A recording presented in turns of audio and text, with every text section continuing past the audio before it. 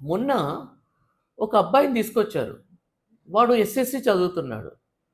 వాని కంప్లెయింట్ ఏంటంటే, వానికేదో మొబైల్ నుండి వైబ్రేషన్ వస్తున్నట్టు ఫీల్ అయితుండు.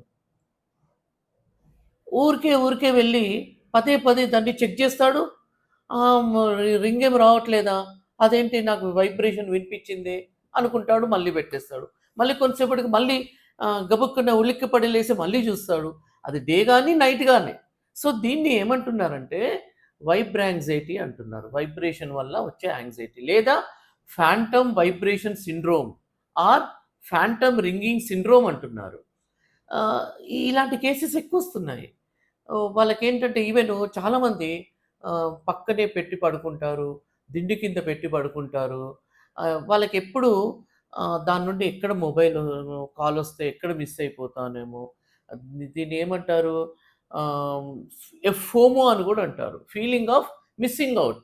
అంటే ఏదన్నా మంచి కాలొస్తే మిస్ అయితానేమో, మెసేజొస్తే మిస్ అయితానేమో అని పదే చూడడము. అందులో ఏదన్నా రాకుంటే డిసప్పాయింట్ కావడము.